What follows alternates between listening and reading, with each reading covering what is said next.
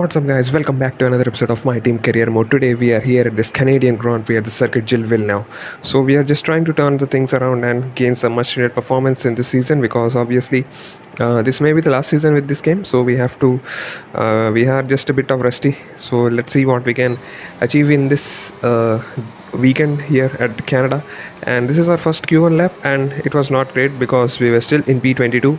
So I just went again for another push lap, but unfortunately in the sector 2 we just hit the barrier, and which gave us a wing damage, and that is just our session just over. So yeah, it was a disappointing qualifying session again. So we definitely have some issues in the qualifying, and our teammate is in P10 position or P9 position. So at least he's performing well. So hopefully he will be able to gain some points. And this is how the starting grid looks like. And Fernando Alonso is in P10, and we are starting from the back of the grid at P21, and it is fire with lights, and away we go for the start of this Canadian Grand Prix here at the Circuit Gilville now. And it was a tentative start as we lose a position to the Ferrari, but we are trying to make a position down the inside at this turn 1, and we are just trying to avoid such contacts because it will give us some front wing damage. And we are just trying to move around the outside at this turn 2 with just absolutely no grip because the tires are cold and the track is not still rubbed in. So we have to be careful, and there is a bit of wheel spin here, and since we are in the cold tire, so definitely the grip is still not at the optimum level. So now we are trying to make some positions, and the Williams of Dragovic is in front of us, so we have to be careful and try to gain those positions back, because the more number of positions we gain, it will be more useful for us to get some track positions as we make a move down the inside at this hairpin based on K-Mag. So obviously the Haas left enough of space, but still it is a rocket in the straight line because I think we went for a bit of high downforce, and there is the damage we got when we just collided with Williams at the hairpin.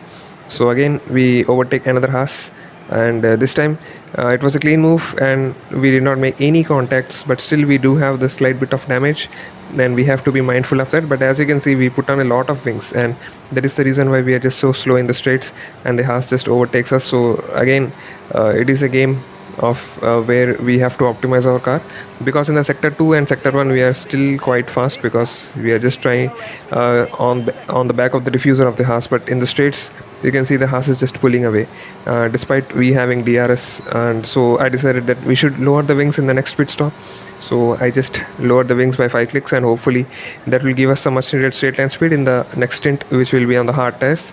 And right now the pit window has opened, and we almost locked up with the hairpin, and Williams of Dragovic was almost fought a move to make a move around the inside, but still we were able to utilize our grip levels, I would say, and we were able to maintain the position. But the Williams is also rocket in the straight line, because I think because of the reason of we putting so much of wings in the car, we are too slow on the straights, and the Dragovic just overtakes us. So definitely we have to just decrease the setup and the front wings so that we can gain some much needed straight line speed, because we are just losing too much of time on the straights, and we just make a move clean around the inside of this turn 1, and which opens up into the outside of the turn 2, and there was no contact between the Williams. So it was a clean move and fair racing with Dragovic, and hopefully in the coming laps also we can make such overtakes on other cars as well. As right now we are in P16 position, and again Dragovic just overtakes us. So definitely the straight line speed is lacking, and we have to improve upon that in the next pit stop, as it is still lap 8 and there is a long way to go next until which we can put on the hard tires. But again Dragovic just left enough of space for us in the hairpin that we made a move down the inside. So definitely a fair clean racing, and we move on to lap 16 where we go into the pits as Dragovic also follows. So now we'll be just decreasing the front wing and putting on a set of hard tires, and hopefully this will be the final pit stop of the race, because I don't think any safety cars could occur because for obvious reasons. As talking about safety cars, this is I think Esteban Ocon, and he got an engine issue, so definitely he got DNF'd, but still there was not a need for putting on a safety car, so we do not get any safety car for the side weight stick in Alfa Romeo. And here at the lap 17 again you can see here that we are trying to push so much that we are down on the ERS levels, and also Dan Ticktum, another Alfa Romeo guy, also got DNF'd. So both the Alfa Romeos have DNF'd in this Grand Prix, which is quite a disheartening day for the Alfa Romeo guys, and hopefully they will bounce back in the next race and at the British Grand Prix. And right now at the lap 25 you can see we are just closing in on the laps and putting on the miles so that we can just try to gain as much positions as we can.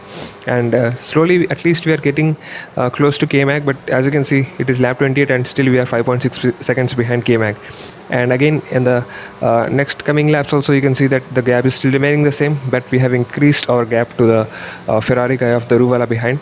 So definitely we are catching, but still it is not quite the pace which we are looking forward to.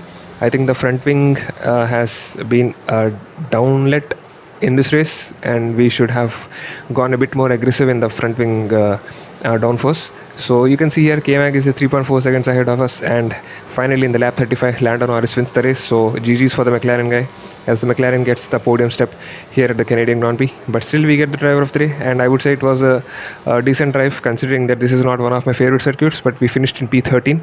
Our teammate finished in P10, so from where he started, he also finished there. So 1 point we'll take it from this race, and I'm hopeful that this will prove to be of some advantage, as I think in the constructors we are at the P5 position. Fernando Alonso is in P8 and we are at P13 position.